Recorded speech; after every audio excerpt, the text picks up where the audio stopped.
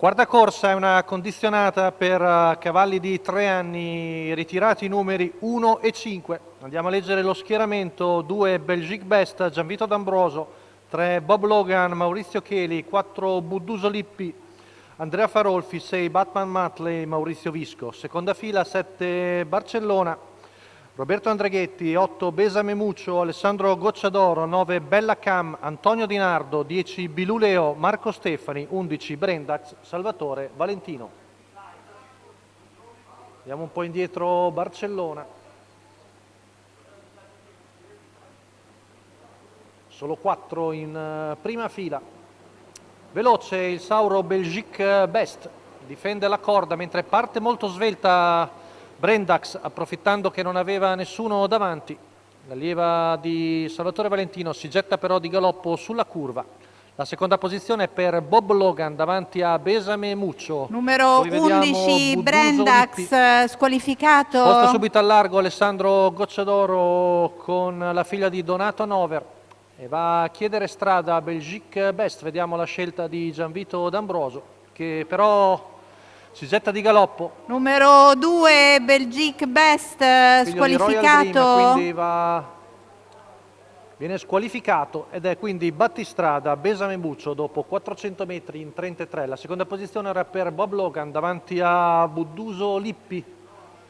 Tanto 600 metri in 45,7 sono tutti sgranati. Dietro a Besame Muccio, Bob Logan, poi Budduso Lippi, il 6 di Batman Matley a precedere Biluleo.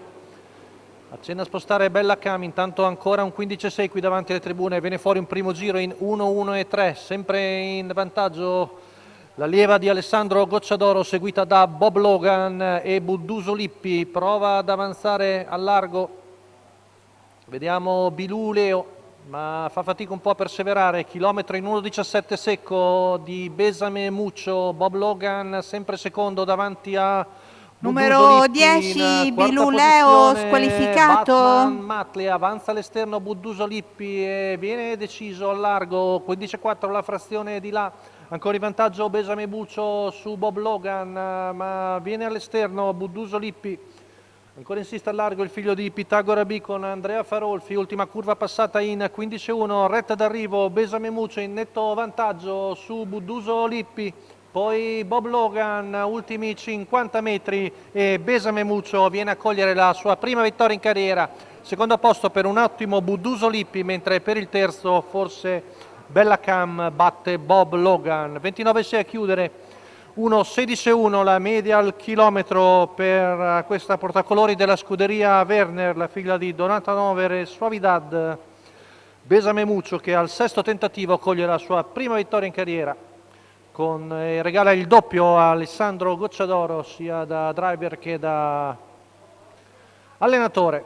Vediamo la lotta per il secondo posto. Il numero 4 di Budduso Lippi ha colto un buon posto d'onore, mentre per il terzo confermiamo Bella Cam battere Bob Logan. La quota in chiusura per Besame Muccio 1,71.